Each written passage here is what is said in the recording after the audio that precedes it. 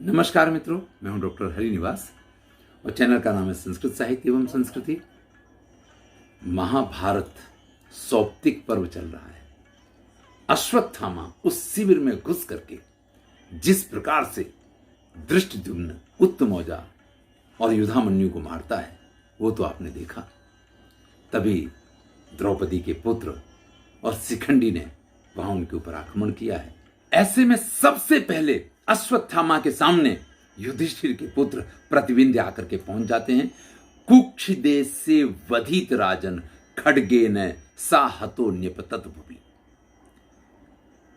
अश्वत्थामा ने उस तलवार को उसकी कुक्षी, ये जो काख बोलते हैं ना, कमर से ऊपर का भाग, पेट के नीचे का भाग, उसमें घुसा दिए तलवार को। वहीं पे मर के प्रतिबिंब गिर गया है।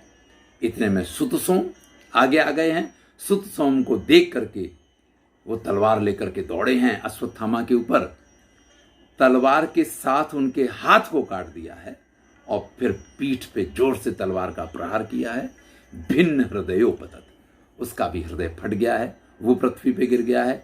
नकुल का पुत्र जो शतानीक है वो रथ चक्र लेकर के, रथ का पहिया पड़ा होगा वो लेकर के उसके ऊपर दौड़ता है, लेकिन दोनों हाथों को काट के और छाती के बीच में तलवार इस प्रकार से मारी है कि वो गिरा है और गिरने से पहले उसके सिर को भी काट दिया है।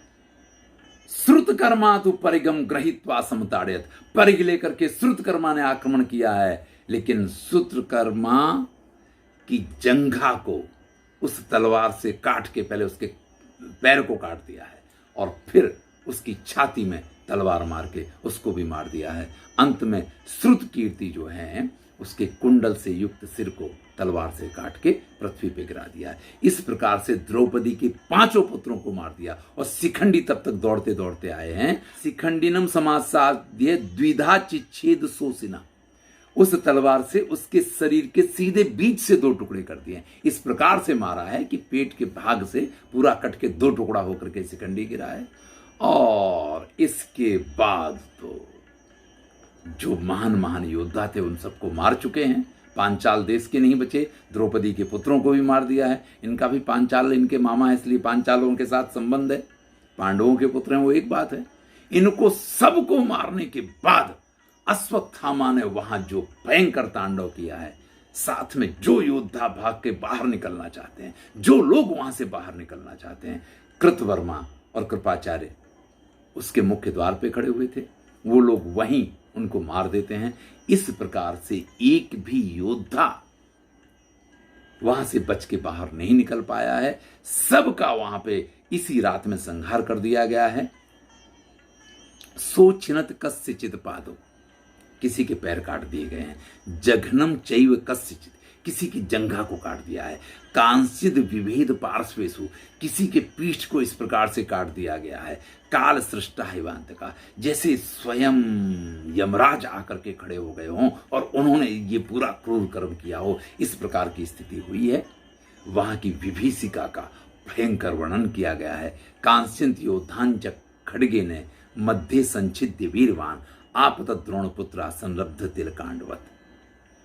ये सभी योद्धा जो वहां मरे हैं, ऐसा लगता है कि जैसे तिल का डंठल हो ना, उसको काटा गया हो, क्योंकि शिव के पास से मिली हुई ये जो तलवार थी, ये इतनी अमोघ तलवार थी कि इसके द्वारा किया गया एक भी बार अश्वत्थामा का खाली नहीं गया है।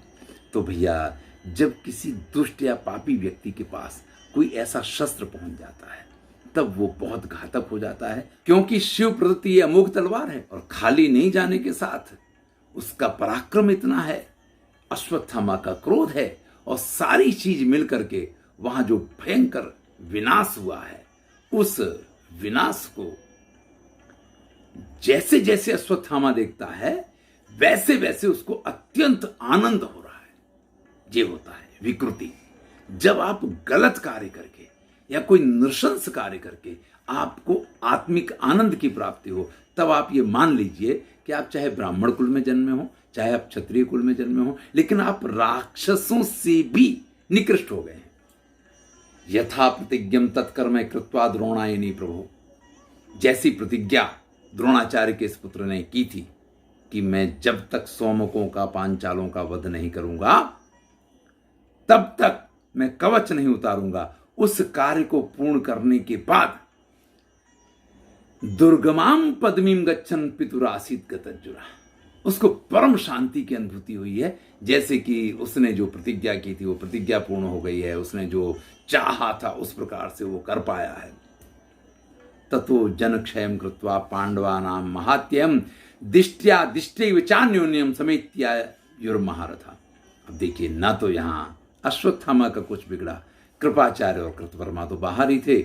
इस प्रकार से उस पूरी पांडव सेना का संहार करने के बाद तीनों योद्धा फिर से एकत्रित होते हैं, एक दूसरे से गले मिलते हैं। धृतराष्ट्र ऐसे में संजय से पूछते हैं कि भैया, जो काम आज अश्वत्थामा ने किया, ये पराक्रम अश्वत्थामा ने पहले क्यों नहीं दिखाया? तब संजय कहते हैं कि जब तक कृष्ण और अर्जुन वहां विद्यमान हों तब तक किसकी ताकत है कि इस प्रकार का कुछ भी उनके इन साथियों के साथ किया जा सके। ये तो आज कृष्ण और अर्जुन वहां विद्यमान नहीं है, इसलिए अश्वत्थामा को ये सब करने की सफलता मिली है। तीनों आपस में गले मिले हैं। गले मिलने के बाद वो ये निर्णय करते हैं कि चलिए हम सभी लोग दुर्योधन के पास चलते हैं। यदि जीवति नो राजा तस्मै संसमहे वयम, अगर हमारे राजा जिंदा हों तो उनको चल करके ये समाचार देना। और इस प्रकार से ये तीनों योद्धा वहां से जहां दुर्योधन पड़े हुए थे वहां जाकर के पहुंचते हैं। दुर्योधन की दशा का वर्णन किया है।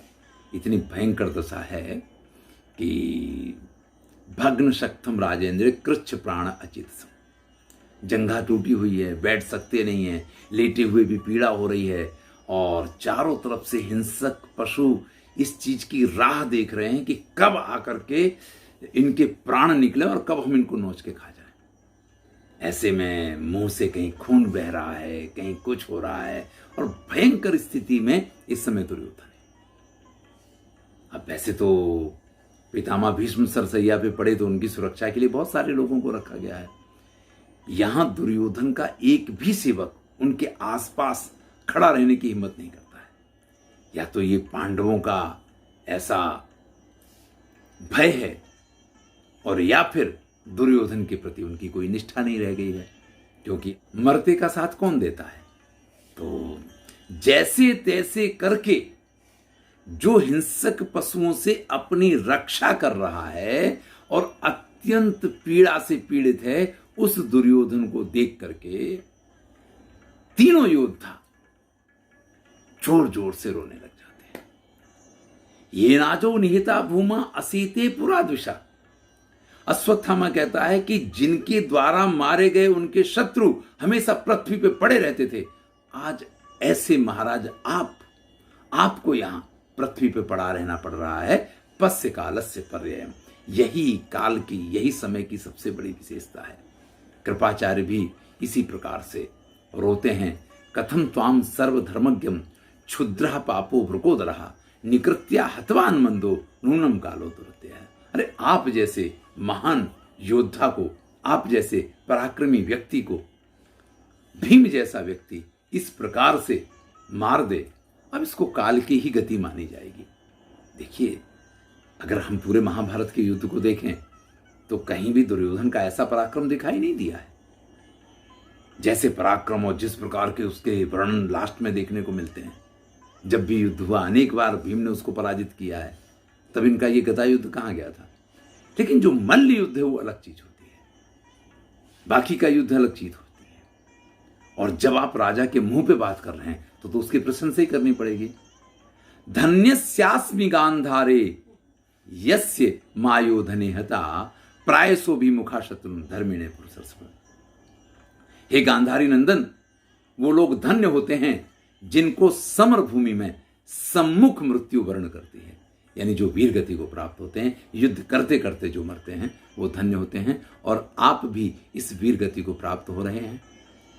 थोड़ी देर तक तो ये सारी बातें हुई, फिर अश्वत्थामा वो समाचार देता है, तीचैव भ्रातरः पंचे वासुदेवोऽथ सात्यकी।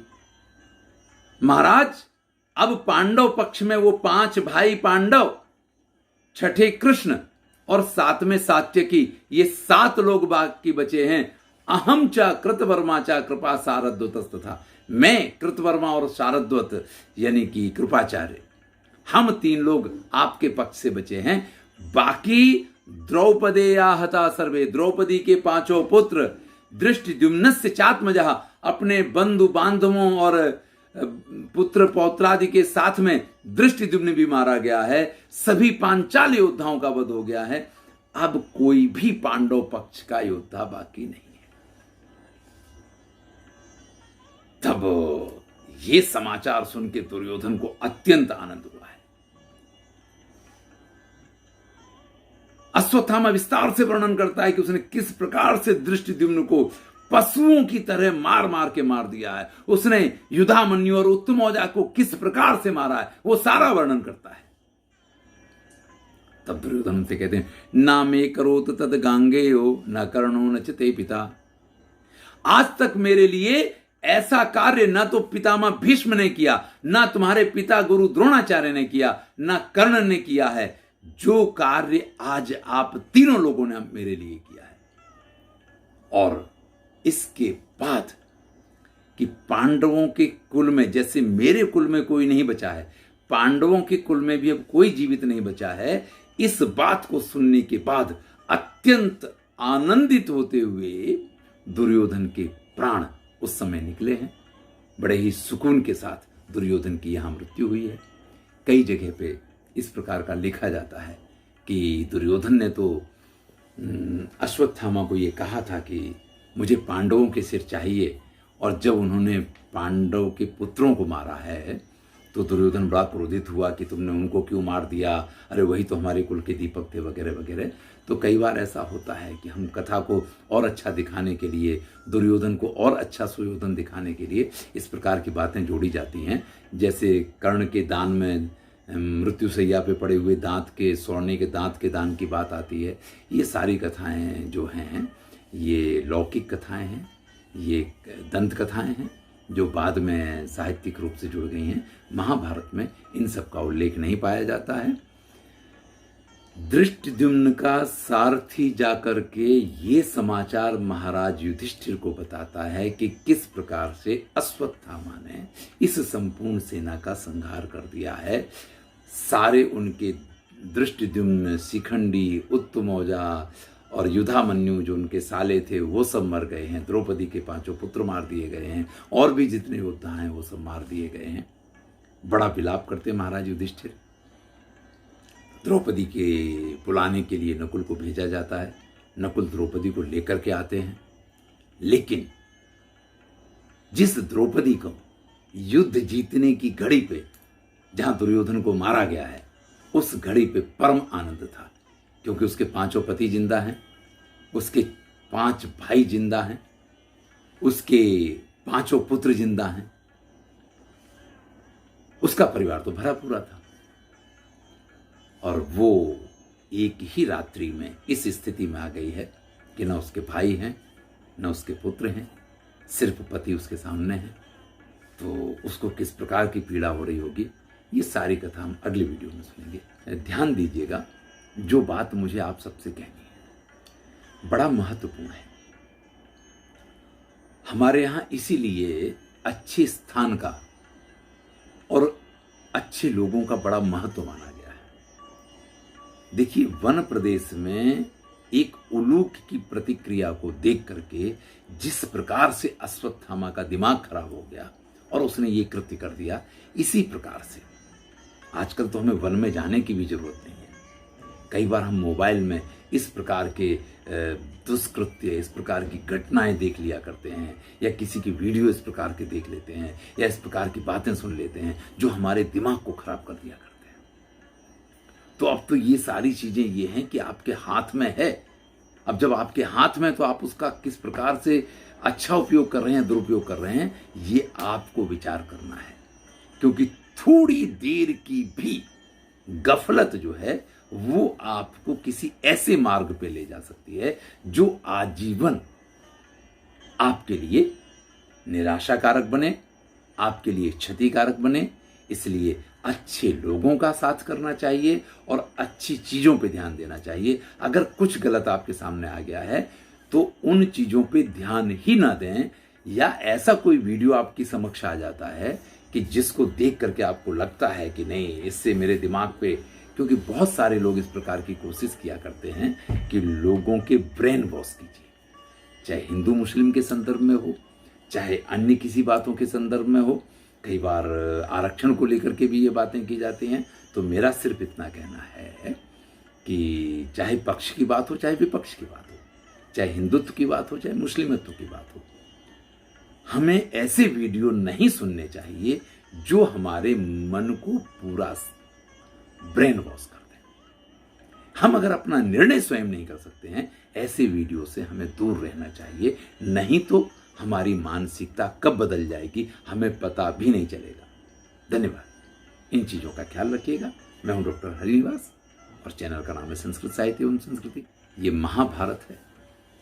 यहाँ आपको हर वो बात जानने को मिलेगी। यहाँ क्रूर से क्रूर ब्राह्मण भी तुमको देखने को मिलेगा और यहाँ श्रेष्ठ से श्रेष्ठ क्षत्रिय भी मिलेगा। यह सबकी कथाएं आपको मिलेंगी। आनंद लीजिए और अच्छा लगे तो मित्रों के साथ शेयर कीजिए। अगर चैनल सब्सक्राइब नहीं किया तो सब्सक्राइब अवश्य करें। धन्यवाद। जिन्होंने महाभारत अभी सुनना शुरू किया, ऐसे लोगों से अनुरोध है कि प्रारंभ से पूरे महाभारत की वीडियो आप सुने तो आपको और अधिक आनंद की